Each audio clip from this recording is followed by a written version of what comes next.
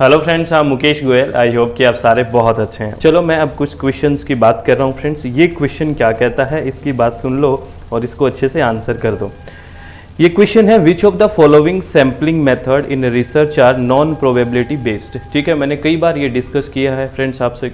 अनुसंधान में निम्नलिखित में से कौन सा नमूना पद्धति गैर प्रायिकता आधारित है। ठीक है ना, आपको मैंने कई बार करवाया है, अगर आप लोगों को याद है कि प्रोबेबल और नॉन प्रोबेबल सैम्पलिंग दो ब्रॉडली हम डिवाइड करते हैं।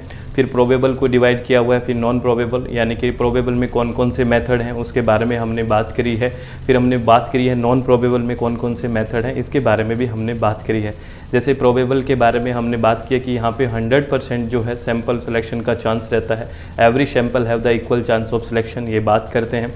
और उसमें हम रैंडम सैम्पलिंग के बारे में बात करते हैं, स्ट्रेटिफाइड सैम्पलिंग के बारे में बात करते हैं, क्लस्टर सैम्पलिंग के बारे में बात करते हैं, सिस्टमेटिक सैम्पलिंग के बारे में बात करते हैं।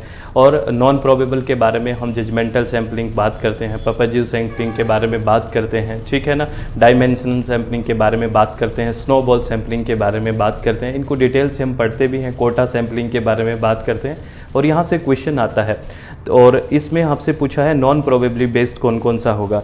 तो मैंने इनमें से ही जो बोले हैं इनमें से बताओ नॉन प्रोबेबिलिटी कौन सा होगा, जल्दी बताओ।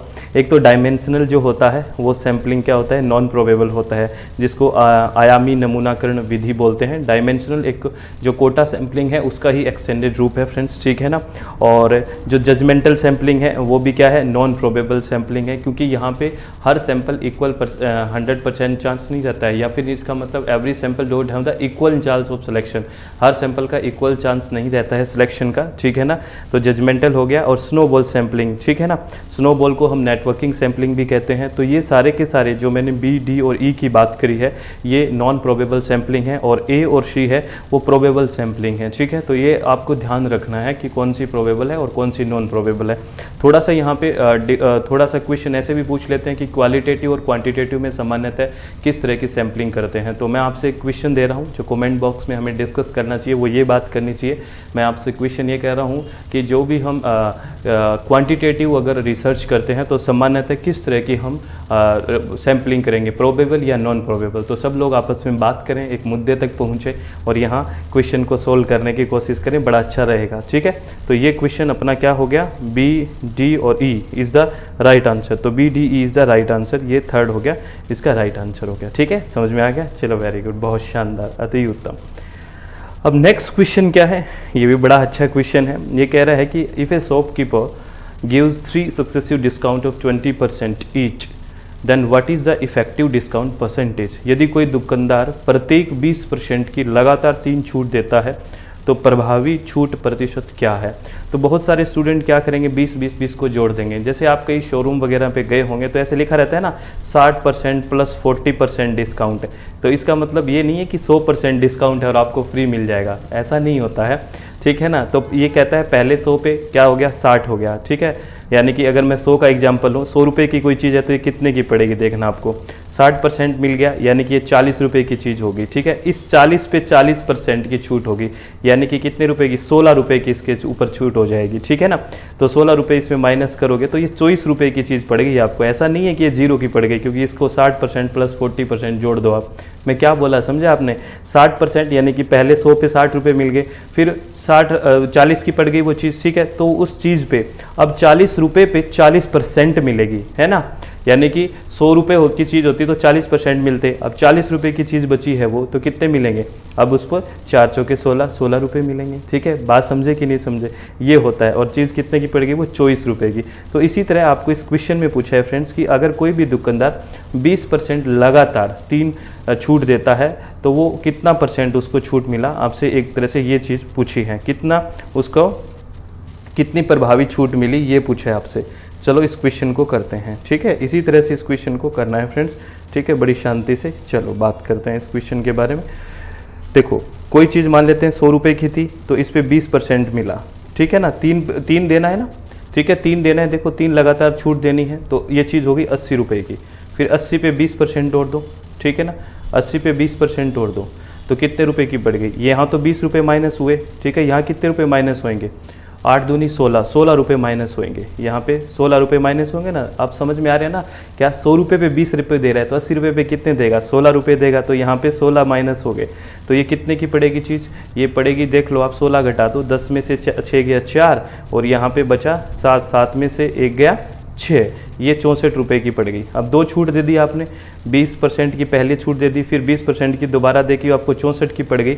अब तीसरा पे भी 20% और छूट दे दो आप, ठीक है ना। कितने की छूट होगी, 4 दूनी 8 और 6 दूनी 12 और 1 13, 4 दूनी 8 और 6 दूनी 12, 12 रुपये 80 पैसे की फिर छूट मिल गई। आपको क्या बता रहा हूँ मैं, 100 रुपये पे 20 रुपये की छूट मिलती है, तो 100 पे 20 की मिली तो 80 की होगी। फिर अब 20% मिलती है ना, 3 बार 20% दे रहा है फ्रेंड्स, इस बात को समझना, 3 बार 20% दे रहा है। परसेंट का मतलब होता है 100 पे, तो 100 रुपये पहले थे, कोई चीज़ 100 रुपये की थी तो 20% मिला तो वो चीज़ कितने की होगी, 80 रुपये की होगी। अब 20% मिलेगा, अगर वो चीज़ 100 की होती तो 20 मिलती, 80 की है तो कितने पे मिलेगी, 16 रुपये छूटेंगे आपके, क्योंकि 20 की होती तो 100 की होती तो 20 रुपये छूटते। अब चीज़ तो 80 की बची है ना, तो कितने की छूट होगी, 16 रुपये की छूट होगी, तो आपको वो चीज़ पड़ गई 64 रुपये की। इसने 3 लगातार छूट देने की बात की है, 1 ले ली, 2 ले ली, अब तीसरी और ले लो इस पे। अब 64 रुपये पे 64 का 20% कितना हो गया, 100 रुपये की होती तो 20, 64 की होती तो 64 की है तो 12 रुपये 80 पैसे छोड़ेगा, ठीक है। तो इतने रुपये छोड़ रहा है वो, कितने रुपये छोड़ रहा है, देखो 20 रुपये एक बार छोड़ दिए, ठीक है, और 16 रुपये एक बार छोड़ दिए और 12 रुपये 80 पैसे एक बार छोड़ दिए, 3 बार छोड़ रहे हैं ना 20% सक्सेसिव में, तो कितने हो गए, 80 पैसे ये बच गए, ठीक है ना। 6 2 8 3 2 1 3 1 4, 48 रुपये 80 पैसे की वो छूट कर रहा है, ठीक है। इतनी छूट कर रहा है ना, तो वो 60 रुपये की छूट नहीं कर रहा, 20 आप ऐसे कर दो, 20% प्लस 20% प्लस 20%, 60 की छूट हो गई, नहीं, 100 पे 20 भी कर रहा है, फिर 80 पे 20%, फिर 64 पे 20%। बात समझे कि नहीं, सही बताओ, ठीक है ना, समझ में आ गया ना। तो वो टोटल छूट कितनी कर रहा है आपको, 20, 16 और 12 रुपये 80 पैसे की, 36 और 10 46 2 48 और 48 रुपये 80 पैसे की छूट कर रहा है। तो इसका राइट आंसर ये हो जाएगा। आप बात समझे कि नहीं समझे, प्लीज़ सही बताना, ठीक है। क्या करना है, अब मैं बार बार बोल रहा हूँ इस बात को, क्योंकि बहुत सारे स्टूडेंट्स का मैथ है ना, वो बहुत बेसिक लेवल पे होता है, बहुत कमज़ोर होता है, क्योंकि वो प्रैक्टिस नहीं करते। तो आप इसकी प्रैक्टिस करोगे ना, इस तरह का क्वेश्चन आता है, ठीक है, आपको करनी है इस तरह की प्रैक्टिस, ठीक है। चलो 2 बार सुन लेना, 3 बार सुन लेना, समझ में आ जाएगा, इसको ही आना पड़ेगा समझ में, ठीक है। अब नेक्स्ट क्वेश्चन की बात करें। नेक्स्ट क्वेश्चन रिसर्च एप्टीट्यूड से लिया हुआ क्वेश्चन है फ्रेंड्स, रिसर्च एप्टीट्यूड का क्वेश्चन है। और ये क्वेश्चन क्या कहता है, in the post positivistic approach to research which of the following type of researches got emphasized, यानी कि शोध के पश्च प्रत्यवादी उपागम में निम्नलिखित में से किस प्रकार के शोध पर बता दिया गया है। नीचे में पोस्ट पॉजिटिविस्टिक अप्रोच पूछिए किससे में लगेगी, तो मैं आपको दो अप्रोच बताई थी, पॉजिटिविस्ट अप्रोच होती है और एक पोस्ट पॉजिटिविस्टिक अप्रोच होती है। जो पॉजिटिविस्टिक अप्रोच होती है इसके बारे में मैंने बहुत सारा डिस्कशन किया कि ये क्वांटिटेटिव होती है और पोस्ट पॉजिटिविस्टिक होती है ये क्वालिटेटिव होती है। तो एक तरह से क्वालिटेटिव अप्रोच वाली रिसर्च पूछी है, तो आपको पता है फिनोमेनोलॉजिकल जो रिसर्च होती है, दृश्य घटना शोध ये होते हैं। इथिनोग्राफिक रिसर्च जो निर्जातीय शोध होता है, जो कल्चर वगैरह के बारे में बात करते हैं ये इसमें भी, और एक्शन रिसर्च जो अप्लाइड रिसर्च का पार्ट है, जो इंप्रूवमेंट की बात करता है, इमीडिएट सॉल्यूशन की बात करता है, ये तीनों के तीनों किस्में हैं, ये तीनों के तीनों क्वालिटेटिव होंगे। और जो एक्सपेरिमेंटेड और एक्स पोस्ट फैक्टो रिसर्च है वो क्या होगी, वो क्वान्टिटेटिव होंगी, मात्रात्मक होंगी, जो पॉजिटिविस्ट अप्रोच लिए हुए होंगी। और एक्स पोस्ट तो आपको पता ये इफेक्ट के बाद हम चीज़ को देखते हैं, ठीक है, इम्पैक्ट के बाद। और एक्सपेरिमेंटल रिसर्च वो होती है जिसमें आपने देखा है वेरिएबल्स के बीच हम रिलेशन स्थापित करने की बात करते हैं। तो एक तरह से इसमें पोस्ट पॉजिटिविस्टिक में क्या पूछा हुआ है, क्वालिटेटिव वाली अप्रोच वाले पूछे हुए हैं। तो फिनोमेनोलॉजिकल आ गया एक, तो ठीक है, एक इथिनोग्राफिक आ गया और एक एक्शन आ गया। तो बी, सी और E is the right answer. चलो ढूंढते हैं आंसर को, बी, सी और ई, बी, सी और ई, ये third answer is the right answer. जो ठीक है, ये छोटी छोटी बातें थी फ्रेंड्स, आई थिंक आप लोगों को बहुत अच्छे से समझ में आई होगी, किसी भी तरह का कोई डाउट नहीं होगा। देखो छोटी बातें, कम बातें कर लो, लेकिन चित्त को शांत करके इनके कंसेप्ट को क्लियर करना। मैं कतई ये नहीं कहता फ्रेंड्स कि एज इट इज चीज़ें उठ के आ जाती है किसी भी कॉम्पिटिटिव एग्जाम में, कहना ये बहुत बड़ी बात होती है और ये अतिशयोक्ति होती है। और ये हमें क्या करना होता है, हर चीज़ को अच्छे से पकड़ के हर चीज़ को समझने की कोशिश करनी चाहिए कि ये क्या कंसेप्ट है, क्योंकि कंसेप्ट्स वही रहते हैं, क्वेश्चन बदलते हैं तो कंसेप्ट्स तो वही रहेंगे क्योंकि सिलेबस वही है आपका।